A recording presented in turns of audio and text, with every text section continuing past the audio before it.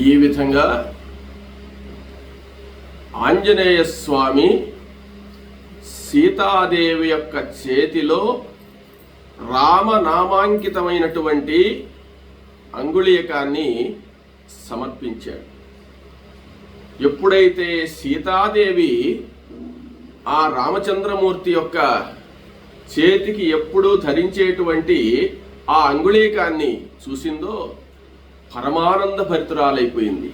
పరమానంద భరితురాలై ఆ అంగుళీకాన్ని తన కళ్ళకి అద్దుకొని ఆ అంగుళీకాన్ని చూసి ఆమె ఆనంద బాష్పాలు నిండి ఆ ఆనంద బాష్పాలతో ఆ యొక్క రామనామాన్ని అభిషేకం చేసిందట.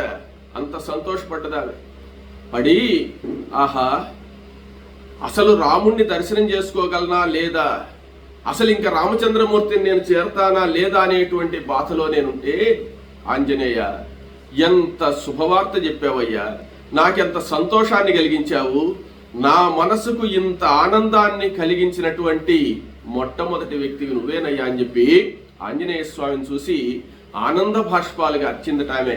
అప్పుడు ఆ ఆంజనేయ స్వామి ఆ సీతాదేవి యొక్క ముఖంలో కనపడేటువంటి ఆనందాన్ని చూసి, ఆహా శ్రీరామచంద్రుని ఎడబాసిన తర్వాత అనేక కష్టాలు పడి అనేక విధాలైనటువంటి శోక సాగరంలో మునిగిపోయినటువంటి ఈ సీతలో ఆనందాన్ని చూసినటువంటి మొట్టమొదటి వ్యక్తి నేనే కదా అని చెప్పి ఆయన సంతోషపడ్డాడు.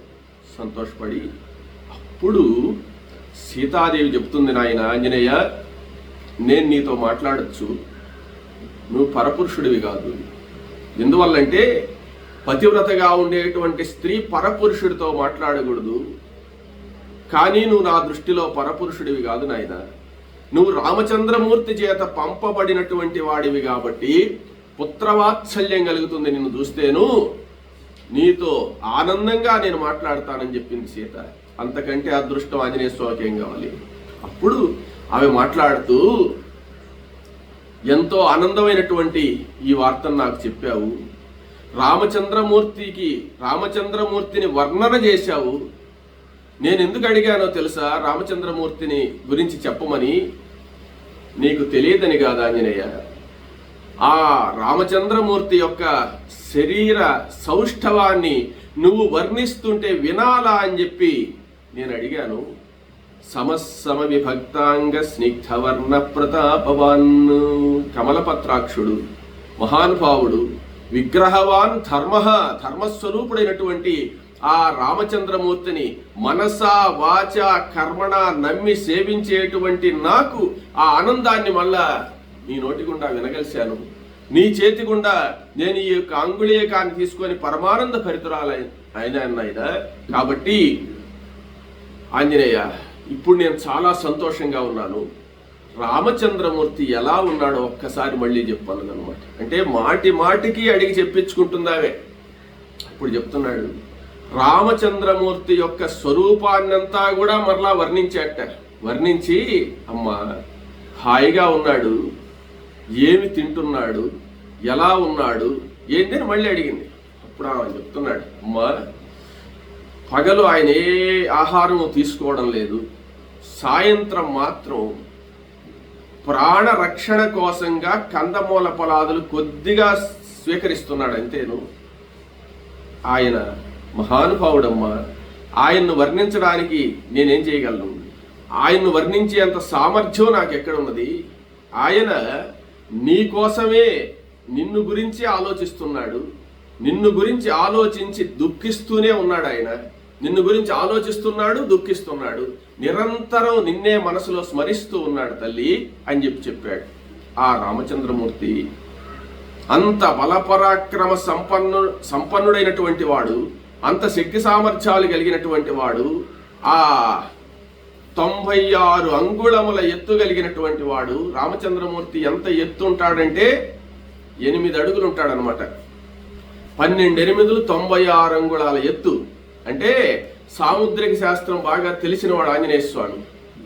ఆంజనేయ స్వామి ఆయన యొక్క అంగ సౌష్ఠవాన్ని, మాటల విధానాన్ని మొత్తం సీతాదేవికి చెప్పేశాడంటే ఎలా చెప్పగలిశాడు అని అంటే, ఆ శాస్త్రం తెలిసినటువంటి వాడు ఒక్క అవయవాన్ని కానీ చూస్తే మొత్తం చెప్పగలడు అనమాట. అంటే ఆ ధర్మశాస్త్ర ప్రకారం ఇదిగో ఈ చెయ్యి ఇలా ఉంది, ఈ వెంట్రుక ఇలా ఉంది, ఈ చెవి ఇలా ఉంది అని చెప్తే కొరవ అవయవాలని ఎలా ఉన్నాయో చెప్పగలరు అనమాట. ఆ సాముద్రిక శాస్త్రం కానీ అన్ని శాస్త్రాలు తెలిసినటువంటి వాడు ఆంజనేయ స్వామి.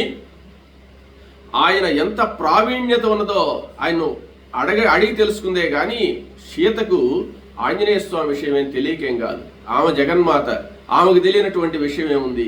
ఇప్పుడు ఆంజనేయ స్వామితో అంటుంది, నాయన నాకు చాలా సంతోషకరమైనటువంటి వార్త చెప్పావు, అయితే నిన్ను చూచినందువల్ల నాకు చాలా సంతోషంగా ఉంది, రాముని యొక్క విషయం తెలిసినందువల్ల చాలా సంతోషంగా ఉంది, కానీ నాకు చాలా బాధ కూడా ఉంది అన్నది.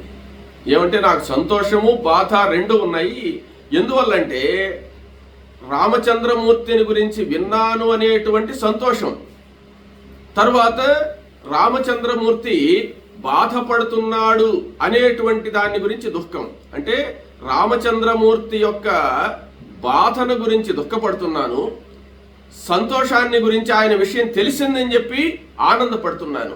కాబట్టి రామచంద్రమూర్తి యొక్క విషయాన్ని తెలిపి నాకు మనస వాచ కర్మణ ఆనందాన్ని కలిగించావు కాబట్టి నాకు చాలా సంతోషంగా ఉన్నది. ఏమిటయ్యా అంటే ఇప్పుడు నా ఆనందాన్ని నువ్వు శాశ్వతంగా ఉంచాలంటే, రామచంద్రమూర్తికి ఆనందాన్ని కలిగించాలంటే ఇప్పుడు చెయ్యవలసినటువంటి పనేమిటో తెలుసా? దుర్మార్గుడైనటువంటి రావణాసురుడు, కఠినాత్ముడైనటువంటి రావణాసురుడు 2 నెలలు మాత్రమే నాకు అవకాశం ఇచ్చాడు. ఈ 2 నెలల లోపల ఈ రావణాసురుడి దగ్గరకు వచ్చి రామచంద్రమూర్తి రావణుణ్ణి గాని సంహరించకపోతే రావణాసురుడు నన్ను సంహరించేస్తాడు, నన్ను చంపేస్తాడు. నన్ను చంపేసిన తర్వాత మీరు చేసినటువంటి ప్రయత్నం అంతా వ్యర్థమైపోతుంది.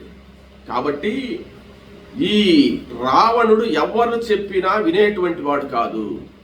రావణుడు నన్ను తీసుకెళ్లి రామునికి ఒప్పజెప్పమని సామ వేద దాన దండోపాయాల్లో మొదటిదైనటువంటి సామోపాయాన్ని గాని ఉపయోగిస్తే అది జరిగే పని కాదు. ఎందువల్లంటే ఆ రావణాసురుడు ఎవ్వరు చెప్పినా వినడు, ఎవ్వరు చెప్పినా నన్ను మాత్రం రామునికి అప్పగించడు.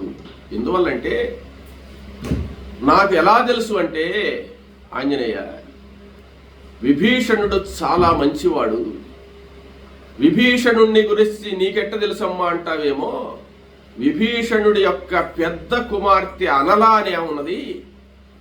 అనల అనే ఆమె తరచూ నా దగ్గరికి వస్తూ ఉంటుంది.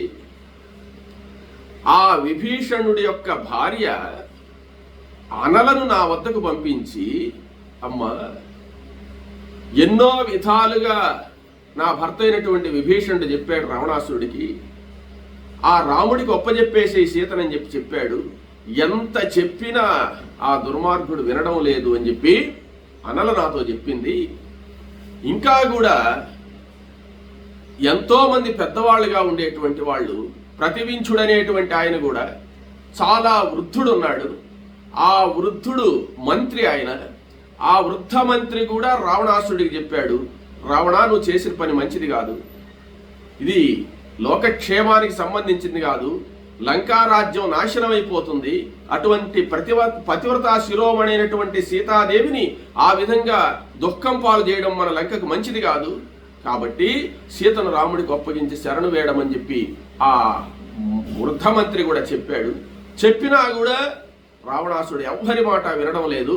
కాబట్టి ఎందుకు చెప్తున్నానంటే, ఎవరు చెప్పినా సంధి కుదిర్చి నన్ను సౌమ్యంగా తీసుకోపోవాలి అంటే మాత్రం అది కుదిరే పని కాదు. కాబట్టి యుద్ధం తప్పదు. మీరు అసలు యుద్ధం ఎలా చేస్తారు, ఈ దుర్గానికి ఎలా వస్తారు, ఎలా సంహరిస్తారో, కానీ రామచంద్రమూర్తికి అంత పరాక్రమము ఉన్నది. ఖరదూషణాదులందరినీ 14,000 మందిని సంహరించేశాడు, అనేక మంది రాక్షస సంహారం చేశాడు. కాబట్టి రామచంద్రమూర్తి రావణాసురుని చంపడం పెద్ద విషయమేం కాదని నాకు ధైర్యం ఉంది. కానీ ఈ వార్తను జాగ్రత్తగా రామచంద్రమూర్తికి చెప్పాలి, మీరందరూ రావాలి, మరలా యుద్ధం చేయాలి, రావణాసురుణ్ణి గెలవాలి. ఇదంతా ఈ 2 నెలల కాలంలో జరిగిపోవాలి. ఏమాత్రం ఆలస్యమైనా నన్ను రావణాసురుడు నీడు ఎలా చేస్తావో హనుమ, పెద్ద కార్యభారం నీ మీద పెట్టాము, దీన్ని నిర్వహించేటువంటి సమర్థత అంతా నీకే ఉన్నది. కాబట్టి ఆంజనేయ ఎలా చేస్తావో, నా దుఃఖాన్ని లేకుండా చెయ్యాలంటే, ఈ దుఃఖ సాగరం నుంచి నేను దాటాలంటే నీ వల్లే అవుతుంది. నీవు ఎలా చేస్తావు ఆంజనేయ, ఎలాగైనా నన్ను దుఃఖ సాగరాన్ని నుంచి దాటించని చెప్పి సీతాదేవి ఆంజనేయంతో చెప్పిందట. అప్పుడు ఆంజనేయ స్వామి చెప్తున్నాడు, అమ్మా ఎందుకమ్మా అంత బాధపడతావు, నువ్వు ఎక్కడ ఉన్నావో తెలుసుకునేదానికే మాకు ఆలస్యమైంది. తెలుసుకున్న తరువాత ఈ రావణాసుడు ఒక లెక్క, ఈ లంకానగరం ఒక్క లెక్క, మొత్తం భస్మం చేసేసి నిన్ను తీసుకోపోవా తల్లి. కాబట్టి నువ్వెందుకు అంత అధైర్యపడతావు? చూడమ్మా, 2 నెలల లోపల మీరు రాగలరో రాలేరో, ఆ సముద్రాన్ని ఎలా దాటి వస్తారు, మీరు ఎలా యుద్ధం చేస్తారు, ఇంత లోపల రావణుడు ఎన్ని మాయలు బన్నతాడో, నన్ను ఎక్కడన్నా తీసుకోపోయి దాచిపెట్టేస్తాడేమో, మీకు కనపడకుండా చేస్తాడు, ఇవన్నీ అంటున్నావు కదా అమ్మా. నీకు ఎలాంటి ఇబ్బంది లేకుండా నిన్ను క్షేమంగా రాముడి వద్దకు చేర్చేటువంటి బాధ్యత మాది. నీవు కొంచెం ఓపిక పట్టు. నేను రామచంద్రమూర్తి దగ్గరకు వెళ్ళి త్వరగా వెళ్ళి ఈ విషయాన్ని చెప్పి వెంటనే రాముడిని తీసుకుని బయలుదేరి ససైన్యంగా వచ్చి లంకను ముట్టడిస్తాం. అలా కాకుండా అమ్మా, నీకు అలా నమ్మకం లేకపోతే అది ఆలస్యం అవుతుంది కదా, ఇంత లోపల నాకేమన్నా ప్రమాదం జరుగుతుందో అని నువ్వు కానీ అనుకునేటట్టయితే అమ్మా, నిన్ను ఇప్పుడే రాముడి దగ్గరికి తీసుకెళ్తాను అమ్మా. నువ్వేమీ ఆలోచించాల్సిన పని లేదు. నువ్వు నా వీపు మీద ఎక్కు, నేను ఇప్పుడే నిన్ను తీసుకెళ్ళిపోయి రాముడి దగ్గర చేర్చేస్తాను. ఆ ప్రస్రవణగిరిలో ఉండేటువంటి రామచంద్రమూర్తి ముందు నిన్ను దించుతాను. రాముడు పరమానంద భరితుడైపోతాడు, నువ్వు రాముడిని దర్శనం చేసుకోవచ్చు తల్లి అని చెప్పి అన్నాడు. అప్పుడు నువ్వు నా వీపు మీద కూర్చో, నేను తీసుకుని వెళ్ళిపోతాను నిన్ను అని చెప్తే అప్పుడు సీత చెప్పిందట, నాయన హనుమ, ప్రస్రవణగిరి అని చెప్తున్నావు, మనం ఉండేది లంకలో, ప్రస్రవణగిరికి లంకకు చాలా దూరం ఉంది, మధ్యలో మహాసముద్రం ఉంది, శతయోజన విస్తీర్ణమైనటువంటి మహాసముద్రం ఉంది. ఆ మహాసముద్రాన్ని దాటి వెళ్ళాలి, దాటి చాలా దూరం వెళితే గాని ప్రస్రవణగిరి రాదు. నన్ను నీ వీపు మీద కూర్చొని తీసుకుని వెళ్ళిపోతున్నావే, నీకు నా మీద భక్తి విశ్వాసం ఉంటే ఉండొచ్చు కానీ ఇలా మాట్లాడుకుంటున్నాయి. నన్ను నువ్వు తీసుకోపోవడం అసాధ్యం. అందువల్లే అనుకుంటా ఆంజనేయ, నువ్వు వానరుడిగా పుట్టావు అంటే ఇటువంటి మాటలు చెప్తావు కాబట్టి వానరుడిగా పుట్టావు. అందువల్ల నీ కోతి లక్షణాలు పోనిచ్చుకోలేదు, అందువల్లే నువ్వు వానర జన్మ ఎత్తినట్టున్నావు. ఇది సాధ్యమయ్యే పనేనా అని చెప్పి నవ్విందట. కొంచెం అవమానమైంది ఆంజనేయ స్వామికి. ఏమంటే అందువల్లనే నువ్వు కోతిగా పుట్టావన్నా చూసావా, ఆ మాట కొంచెం మన భాషలో ఫీల్ అయినాడు అనమాట. ఏమంటే కొంచెం అవమానంగా అనిపించింది. ఇంత మాట అనేసిందే సీత అని చెప్పి ఒక 5 నిమిషాలు మాట్లాడలే, ఆలోచించుకున్నాడు. అయినా సీతాదేవి ఆమంటే అన్నదిలే అని అనుకొని అప్పుడు అన్నట్ట, అమ్మా నువ్వు ఒకవేళ అంటే అన్నావు, నాకేమా ఇబ్బంది ఏం లేదు, కానీ నిన్ను తీసుకువెళ్ళగలనా తీసుకోలేనా అని చెప్పి నువ్వు అనుమానిస్తున్నావు నన్ను.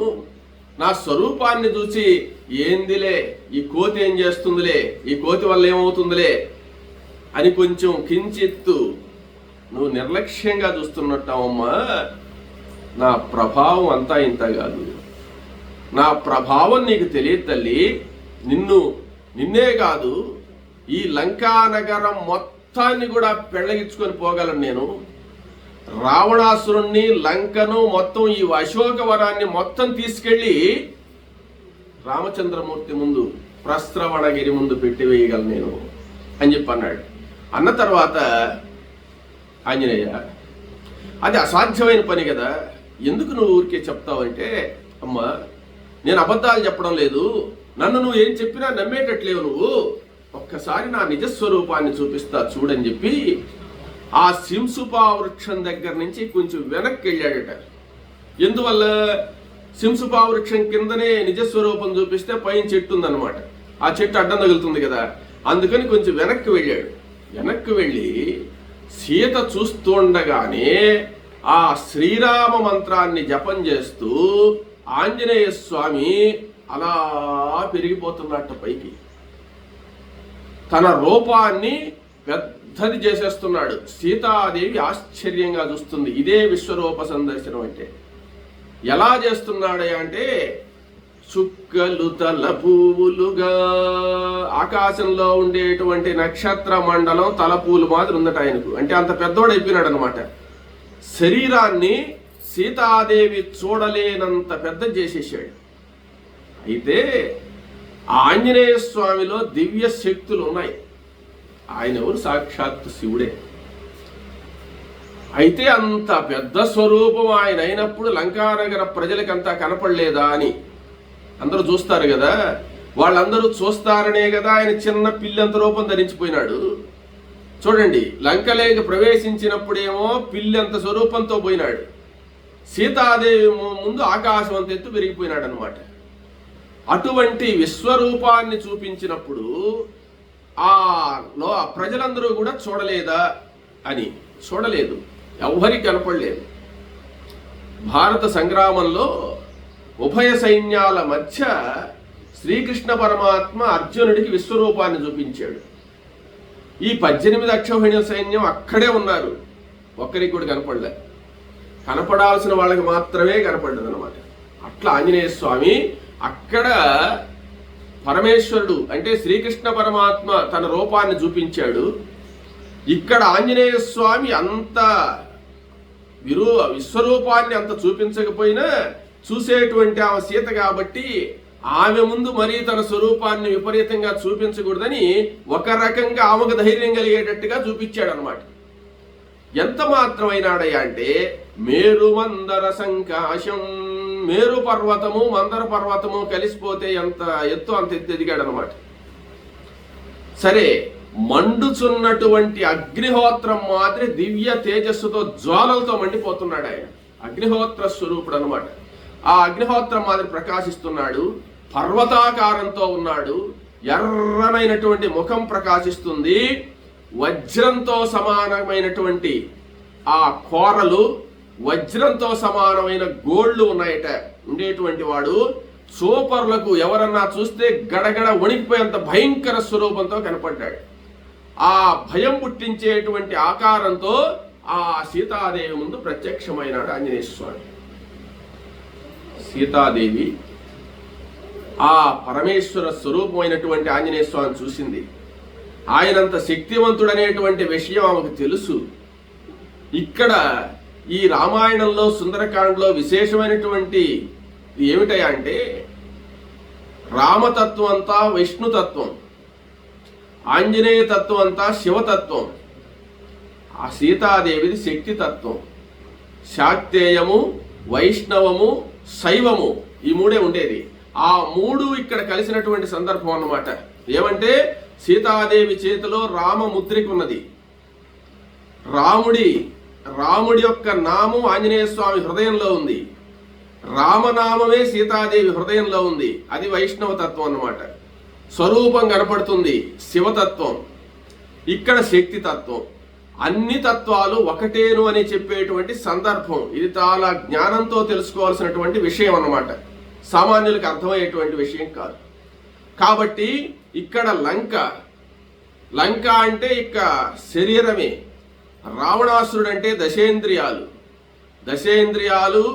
కామక్రోధ మదమాత్సర్యాది గుణాలు, ఇవన్నీ కలిగిన చోట శక్తితత్వము, శివతత్వము. ఇంకా ఈశ్వరుడు, ఆ పరమేశ్వరుడు నవకోటి శివలింగాలు పూజించేటువంటి ఆ రావణాసురుడి యొక్క భక్తికి మెచ్చి రావణ సంహారం జరగబోయే ముందు ఈ రూపంలో లంకకు వచ్చాడు. లంకకొచ్చి తన స్వరూపాన్ని, తన గొప్ప స్వరూపాన్ని చూపించాడు. కానీ చూచింది ఎవరయ్యా అంటే రావణాసురుడు చూడలేదు, సీత చూసింది. అంటే మన గుణాన్ని బట్టి అదే అశోకవనానికి ఒక అరగంట గంట ముందు రావణాసురుడు వచ్చిపోయినాడు. అప్పుడు నిర్ణయించుకున్నాడు పరమేశ్వరుడు తన యొక్క భక్తుడిగా ఉండేటువంటి వాడు ఎంత దుర్మార్గుడు అనేటువంటి విషయం. కానీ అంత తపస్సు రావణాసురుడు చేసినప్పటికీ చూడండి, అదే రావణాసుడి యొక్క లంకకు పరమేశ్వర స్వరూపమైనటువంటి ఆ పరమేశ్వరుడు ఏంటి ఈశ్వరుడు వచ్చినప్పటికీ, తన విశ్వరూపాన్ని చూపించినప్పటికీ రావణుడికి ప్రాప్తం లేదు, అది సీతకు ప్రాప్తం ఉండింది. అందువల్ల భగవంతుడు ఎప్పుడూ కూడా తపస్సు ఫలించినప్పుడు ప్రత్యక్షం అవుతాడు. ప్రత్యక్షం అయినా చూసేదానికి ప్రాప్తం అనేటువంటిది ఉండాలి. అందువల్ల ఆ అశోకవనంలో చూడండి, అక్కడ పరమేశ్వరుడు ఆ విధమైనటువంటి రూపాన్ని చూపిస్తాడు అన్నప్పుడు ఎక్కడో ఉన్నటువంటి సీతాదేవి అశోకవనంలో ఉండింది. అశోకవనంలో ఉన్నటువంటి సీత అంటే భగవంతుడే తన ఇంటికి వచ్చినా, తన తోటలో ఉన్నా, తన ఆ లక్ష్మీదేవే కదా ఆమె, ఈయన శివుడే కదా, వాళ్ళందరూ ఉన్నా కానీ అహంకారం అనేటువంటిది పెరిగిపోయినప్పుడు భగవద్ దర్శనం చేసుకోలేరయ్యా ఎవరైనా సరే. మనం భక్తిగా ఉండొచ్చు, దేవుణ్ణి పూజించవచ్చు, మనం మహాభక్తులం కావచ్చు, ఎన్నో జపతపాలు చేయొచ్చు, కానీ దుష్ట గుణాలనే ఉండకూడదు. అహంకారం అనేటువంటిది పనికిరాదు. అహంకారం అనేటువంటిది పనికిరాదు. భగవంతుడు మనకు సాక్షాత్కరించినా, మన ఇంటికే వచ్చినా మనం చూసుకోలేము. కాబట్టి సీతాదేవి హనుమంతుడిని చూసి, అప్పుడు హనుమంతుడు సీతతో మాట్లాడుతున్నాడు, అమ్మా నా స్వరూపాన్ని చూసావు కదా, నిన్ను ఎత్తుకోపోలేనా నేను అని చెప్పి అన్నాడు. ఎక్కడో మాట్లాడుతున్నాడు, పైన కిందుంది సీతాదేవి. అప్పుడు సీత చెప్తుంది, నాయన హనుమ, నీవింత సామర్థ్యం కలిగిన వాడివని నాకు తెలుసు, నీ గొప్ప విశేష పరాక్రమాలన్నీ కూడా నాకు తెలుసు, కానీ ఇంత పరాక్రమము ఇంత శక్తి లేని వాడివైతే సముద్రాన్ని ఎలా లంఘించొస్తావు నువ్వు? ఇంత కట్టుదిట్టమైనటువంటి ఏర్పాట్లతో రక్షణ చేసేటువంటి యొక్క లంకా నగరంలో ఎలా ప్రవేశిస్తావు? ఈ రాక్షసాలయాన్నంతా కూడా దర్శించి నన్ను ఎలా దర్శించగలవు? నువ్వు సామాన్యుడివి కాదనే విషయం నాకు తెలుసు. నేను నిన్నేమి పరిహాసం చేయలేదు నాయన, నీ శక్తి తెలిసే నేను మాట్లాడాను. ఏమంటే హనుమ, ఒక్క విషయం చెప్తా విను. నన్ను నీవు ఇప్పుడు వీపు మీద తీసుకుని వెళ్ళిపోతానంటున్నావు, అది రామచంద్రమూర్తికి అవమానం కాదా? అంటే రామచంద్రమూర్తి అంత చేతగాని వాడయ్యి, చూసావా హనుమంతుడిని పంపించి సీతను తెప్పించుకున్నాడు, రావణుణ్ణి ఎదిరించలేక అని ఒక అపకీర్తి వస్తుంది కదా, అది నీకేమన్నా గౌరవంగా ఉంటుందా? మొట్టమొదటి నువ్వు ఆలోచించాల్సింది రామచంద్రమూర్తి యొక్క కీర్తికి లోపం రాకుండా ఉండే పని మనం చెయ్యాలి. తర్వాత నువ్వంత సమర్థుడివే, నేను నీ వీపు మీద కూర్చుంటాను. సీత చెప్తుంది, ఇంకా ఆంజనేయ స్వామిని ఆ ఉగ్రం తగ్గించాలి కదా, ఆమె చెప్తుంది అనమాట. ఏమంటే నేను వీపు మీద కూర్చున్నప్పుడు నువ్వు సముద్రం దాటుతూ ఉంటావు, నువ్వు వేగంగా పోతుంటావు, నాకు భయం నీ వీపు మీద నుంచి పడిపోతాను. ఆ కింద సముద్రం ఎక్కడో ఉంటుంది చూస్తాను, నా కళ్ళు తిరిగిపోతాయి, నేను పడిపోతాను అనుకో. పడిపోయినప్పుడు మళ్ళీ నువ్వు వచ్చే లోపల ఆ సముద్రంలో ఉండే జలచరాలన్నీ నన్ను తినేస్తే, పెద్ద పెద్ద తిమింగలాలు పెద్ద సర్పాలన్నీ ఉంటాయి కదా, నేను క్రింద పడంగానే నన్ను మింగేసాయి అనుకో, అప్పుడు నువ్వేం చేస్తావు? నువ్వు వచ్చింది సీతను తీసుకెళ్ళడానికి, మంచిదే, నువ్వు చేసే పని మంచిదే, కానీ నన్ను క్షేమంగా అక్కడికి చేర్చగలవా? నాకు ప్రమాదం జరుగుతుంది కదా, అప్పుడు నువ్వు బాధపడాల్సి వస్తుంది కదా. సరే, అది కూడా జాగ్రత్త అనుకుంటావు. మరలా నువ్వు నన్ను తీసుకుని బయలుదేరంగానే ఇక్కడ కాపలా ఉండేటువంటి రాక్షసులు వీళ్ళు ఏమైనా గమ్మునుంటారా? బయలుదేరగానే చూస్తారు, ఎవరో వానరుడు సీతను తీసుకోపోతున్నాడని చెప్పి నిన్ను వెంబడిస్తారు. నిన్ను వెంబడిస్తే ఇక్కడ నువ్వు పెద్ద స్వరూపం కలిగినటువంటి వాడివే కాదని చెప్పలేదు. ఇక్కడ మాయలు, మంత్రాలు, ఇంద్రజాల మహేంద్రజాలని తెలిసినటువంటి మాయాయుద్ధం చేసే రాక్షసులందరూ ఉన్నారు. వాళ్ళందరూ అడ్డగించినప్పుడు వాళ్ళు కూడా పర్వతాకారులు. వాళ్ళతో నువ్వు యుద్ధం చేయాలి కదా నాయన. నువ్వు యుద్ధం చేసేటప్పుడు నేను నీ వీపు మీద ఉంటే నీకు ఇబ్బంది కదా. ఒకవేళ అప్పుడు కూడా నేను జారి కింద పడిపోయినాను అనుకో, అప్పుడు రాక్షసులు నన్ను తినేస్తారు. ఇంక సీత ఉంటే మనకు ఇబ్బంది వస్తుందని నన్ను తినేస్తారు. లేకపోతే నన్ను తీసుకోపోయి ఎక్కడో దాచిపెట్టేస్తారు మళ్ళీ నీకు కనపడకుండా. అప్పుడు మళ్ళీ నన్ను వెతకడానికి నువ్వు ప్రయత్నం చేయలేవు కదా. అందువల్ల ఇక్కడి నుంచి నన్ను తీసుకోపోతే ఇంకొక విషయం కూడా చెప్తున్నా విను హనుమాన్. నేను శ్రీరామచంద్రమూర్తి యొక్క శరీరాన్ని తప్ప ఇతర పురుషుడి యొక్క శరీరాన్ని స్పృశించను. సరే అమ్మా, రావణాసురుడిని ఎత్తుకొచ్చాడు కదా, రావణాసురుడిని నిన్ను సంకలో పెట్టుకొని తీసుకొచ్చినప్పుడు రావణాసురుడిని నువ్వు తాకావు కదా అంటావేమో. అప్పుడు నేను ఏమీ చేయలేని పరిస్థితి ఆంజనేయ. వాడు బలాత్కారంగా నన్ను తీసుకువచ్చాడు, బలవంతంగా వాడు మహాపరాక్రమవంతుడు, బలవంతుడు కాబట్టి నన్ను ఈడ్చుకొని వచ్చి పట్టుకోవచ్చినప్పుడు నేనేం చేయలేని పరిస్థితి. నేనేం మనస్ఫూర్తిగా అతన్ని తాకలేదు కదా. కాబట్టి ఇప్పుడు నేను నీ వీపు మీద ఎక్కాలంటే నేను ఇష్టపడి మనస్ఫూర్తిగా ఎక్కాలి కదా. అలా ఇతర పురుషుణ్ణి తాకడం పతివ్రత లక్షణం కాదు కదా అన్నది. రూపాన్ని క్రమక్రమంగా తగ్గించేస్తున్నాడు. ఆమె చెప్పే మాటలకు, ఆమె చెప్పే విధానాన్ని నచ్చి ఆయన తన రూపాన్ని చిన్నదిగా చేసుకుంటూ వచ్చి ఈ మాట ఎప్పుడైతే చెప్పిందో వెంటనే సూక్ష్మ రూపం ధరించి, మామూలు స్వరూపం ధరించి ఆమెకి నమస్కారం చేశాడు. చేసి, అమ్మ నువ్వు చెప్పింది యథార్థమే, నీవు చెప్పినట్టే పరపురుషుణ్ణి స్పృశించడం అనేది, నువ్వు పతివ్రతవు కాబట్టి ఆ మాట చెప్పావు, అది నాకు చాలా నచ్చింది. ఇంకా రాముని యొక్క పరాక్రమానికి అపకీర్తి వస్తుంది అని చెప్పావు, అది కూడా నాకు నచ్చింది. నువ్వు సముద్రంలో పడిపోతావు, రాక్షసులు, అవన్నీ నేను జాగ్రత్త చేసుకోగలను, నిన్ను వాళ్ళందరితో యుద్ధం చేస్తూ కూడా నిన్ను తీసుకోపోగలను. కానీ ఈ రెండు వాక్యాలు నచ్చాయి నాకు. కాబట్టి అమ్మా నువ్వేం దిగులు పడద్దు, ధైర్యంగా ఉండు.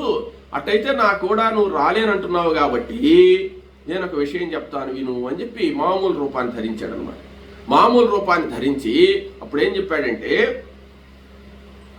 నేను నీ ఆజ్ఞ ప్రకారమే రామచంద్రమూర్తి దగ్గరకు వెళ్ళి రామచంద్రమూర్తితో ఈ విషయాన్నంతా చెప్పి రాముణ్ణి త్వరగా బయలుదేరించి సుగ్రీవాదులందరినీ కూడా, కోట్ల వానరులు ఉండేటువంటి వాళ్ళందరినీ కూడా బయలుదేరించి తీసుకొని లంకానగరానికి వచ్చి రావణ సంహారం చేసే రామచంద్రమూర్తి నిన్ను తీసుకెళ్లేటట్టుగా ఏర్పాటు చేస్తాను.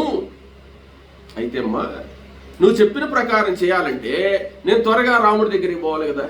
ఇక్కడ ఆలస్యం చేసుకుంటుంటే మనకు ఆలస్యం అయిపోతుంది కదా. కాబట్టి నిన్ను దర్శించినట్టు, నీతో మాట్లాడినట్టు రామచంద్రమూర్తిని నమ్మాలంటే నాకేదన్నా గుర్తు, ఏదన్నా ఆనవాలిస్తే నేను బయలుదేరుతాను. అప్పుడు సీత సంతోషపడి ఆయన సౌమ్య రూపాన్ని చూసి సంతోషించి, అప్పుడు నాయన నీకు నేను ఆ రామచంద్రమూర్తి గుర్తుపట్టే విధంగా కొన్ని ఆనవాలు చెప్తాను. ఆనవాలంటే నీకు గుర్తుగా ఉండేదానికి ఒక వస్తువు ఇస్తాను, ఆ వస్తువుని గురించి కూడా చెప్తాను. దానికంటే ముందు మేమిద్దరం ఏకాంతంగా ఉన్నప్పుడు ఒక విషయం జరిగింది. ఆ ఏకాంతంగా ఉన్నప్పుడు జరిగినటువంటి విషయం ఎవరికి తెలియదు. రామచంద్రమూర్తి ఎప్పుడూ గుర్తు పెట్టుకునేటువంటి విషయం అది. ఆ విషయాన్ని గురించి నేను చెప్తాను వినమని చెప్పి ఆ సీతాదేవి ఆ ఆంజనేయ స్వామికి ఆనవాలుగా ఒక విషయాన్ని చెప్తుంది. ఏమిటయా అంటే, నాయన మేము అరణ్యవాసానికి బయలుదేరినప్పుడు చిత్రకూట పర్వతం మీద ఉన్నప్పుడు జరిగిన సంఘటనది. ఆ చిత్రకూట పర్వతం మీద ఉన్నప్పుడు ఈశాన్య భాగంలో, ఆ చిత్రకూటానికి ఈశాన్య భాగంలో గంగానది సమీపంలో సిద్ధాశ్రమం అనేటువంటి ఒక ఆశ్రమ ప్రదేశంలో ఒక విషయం జరిగింది. మేము ఏకాంతంగా ఉన్నప్పుడు ఆ విషయాన్ని చెప్తాను విను. ఆ విషయం ఏమిటంటే, నేను రామచంద్రమూర్తి యొక్క ఒళ్ళో కూర్చొని ఉన్నాను. మేమిద్దరం ఏకాంతంగా ఉన్నాము. ఏకాంతంగా ఉన్నప్పుడు రామచంద్రమూర్తి ఒళ్ళో నేను కూర్చొని ఉన్నప్పుడు ఒకానొక కాకి వచ్చింది అక్కడికి. ఆ కాకి మా వైపు చూసి అరుస్తూ ఉంది. అరుస్తూ ఉండి ఆ కాకి నేను చూస్తుండగానే నా వైపు వస్తుంది. నా వైపు వచ్చేటువంటి ఆ కాకి ఏం చేసిందనేటువంటి విషయాన్ని నేను చెప్తాను విను అని చెప్పి ఆ సీతాదేవి ఆ వృత్తాంతాన్ని చెప్పబోతుంది. ఆ కాకాసుర వృత్తాంతాన్ని తర్వాత తెలుసుకుందాం.